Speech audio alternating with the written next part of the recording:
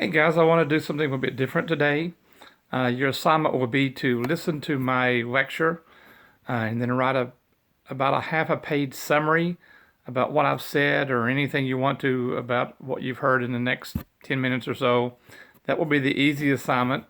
A harder assignment today will be to look at the four primary sources that I have put on Schoology, analyze these, read these, and then write about a half a page summary about what you got from those four primary sources. And they will be about the Battle of Lexington and Concord, which would be the starting of the American Revolution, and also what has been said about the shot heard around the world. Anyway, to start, when we last talked, we were finishing up the French and Indian War. I wanted to tell you up front that if the French had won the French and Indian War, then the French would have taken control of the 13 English colonies. But they didn't, and so the British are going to still control the 13 English colonies. In the 1770s, they're run by King George III. Notice I've not ever mentioned about America. America is not a country yet.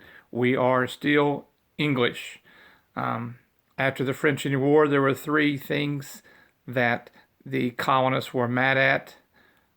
What the King George III, and the Parliament, what they were doing to the colonies. We mentioned those in your notes. One was that the British left troops behind in the colonies, but to me that's obvious in that this land is ran by Great Britain, so why would it be unrealistic to have troops left behind that were British? The second one of these three would be that the king decided to not allow the colonies to go across the Appalachian Mountains, which was called the Proclamation Line of 1763. The colonists did this anyway. They went ahead. The king was trying to keep the colonists and the Native Americans from conflict. And the third and final thing that the colonists were mad at the Parliament was because the Parliament started taxing the colonies. They were taxing these because Great Britain needed to pay off the war debt of the French and Indian War. These taxes were placed on all colonies around the world. The colonies in the 13 English colonies were upset because they felt they had no representation in Parliament. And so their slogan was no taxation without representation. Remember, the colonies are only colonies, are not a mother country. Remember the theory of mercantilism. Everything is for the good of the mother country. And so the Parliament would say to the colonies, you're never going to get representation in the Parliament because you're only a colony. But this caused problems in the colonies. In the area that caused the problems first would be the New England colonies, especially around Boston. They were the colonies that started protesting and boycotting early. So the king sent troops to the New England area. Boston was their headquarters, to put down some of these boycotts and protest, because they went to Boston because that's where the chaos was. The British troops were led by General Thomas Gage. I always thought it was ironic that he has a colonial wife. So he is there with the British troops. The colonists there that are starting to rebel, the British would call them terrorists, radicals. We call them patriots because we won the American Revolution. They were called the Sons of Liberty. Sons of Liberty groups are radical groups that came about through all of the colonies, but mainly in the New England colonies. So in the 1770s, you have about a third of the people in the colonies could care less. They were isolated. They didn't really care who ran them. They're going to do what they want to do no matter what. About one third of the colonies were loyalists. They were also called Tories. These are the ones that wanted to stay loyal to Great Britain, to the king. They loved the king. They may have worked for the British government. They thought they should have been called the true patriots because they stayed loyal to Great Britain. Then the rest of the people, which would be about a third, wanted to get their British rights. They're not really at first hollering about independence as much as they are hollering about we want our British rights. So later on, especially in my opinion with the pamphlet Common Sense by Thomas Page and other people, These one-third end up being what we want to call the Patriots, and they end up wanting to push for the revolution. So at the beginning of the revolution, one-third said we want to be patriots, one-third were called loyalists, and one-third could care less. Remember, the group, the patriots that are starting to rebel, are called Sons of Liberty, led by Samuel Adams and John Hancock and others. The deal was that the British troops are held in Boston. They are being watched by spies throughout the New England area. Remember, everybody looked alike, so they're all British. So you can't tell who's on whose side and who's spying on whom. Remember, I mentioned earlier that General Gage was married to a colonial woman.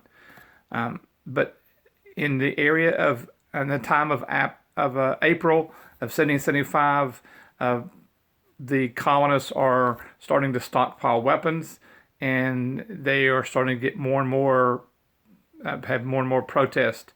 On April the 18th, 1775, General Gage here's a spy report saying that the colonists were stockpiling weapons in Concord, and so he's going to send out a command to Lieutenant Colonel Francis Smith and Major John Pitcairn to move to Concord to destroy this stockpile weapons. Also, the British are hunting for John Hancock and Samuel Adams. The colonists, the patriots, are waiting to see what the British troops are going to do. There's a system that says that if the British move by sea, then we're going to hang 2 lanterns in the church in Boston, which is a signal that the British are moving by sea. The British are going to start moving on April the 18th. And when 2 lanterns are hung in the church, that's a signal to the Sons of Liberty to spread out to the countryside to say that the regular army is coming.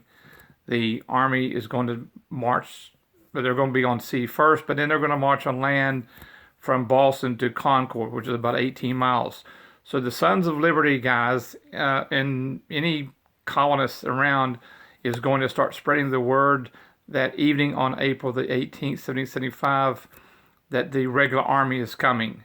The 3 big Sons of Liberty guys that are starting to spread the alarm were going to be Samuel Prescott, William Dawes, and the guy that we've all heard of, Paul Revere. Paul Revere gets a credit because later on, Henry Wadsworth Longfellow writes a poem called The Midnight Ride of Paul Revere. But throughout the evening of April the 18th, the Sons of Liberty are going to be spreading through the countryside to the colonists. Hey, the British are coming, or the regulars are coming. They didn't say British coming. They said the regular army is coming through because they're British. And they would not go out in the countryside screaming it. They would be going door to door saying, hey, get ready, the army is coming, marching. The army starts marching toward Concord, and Concord is about 18 miles from Boston. Remember, they're in Boston because that's where their headquarters are. They're starting to march to Concord, and you're going to be reading in the primary sources that I gave you in today's lesson about the actual orders. These 700 British soldiers, led by Lieutenant Colonel Francis Smith and Major John Pitcairn, are going to be starting to march toward Concord because they've heard that there's a stockpile of weapons at Concord. Along the way in Lexington, they run into some colonists that are gathering there, and that's where the first shot in the American Revolution happens. It's called the shot heard around the world. Nobody even knows who fired it.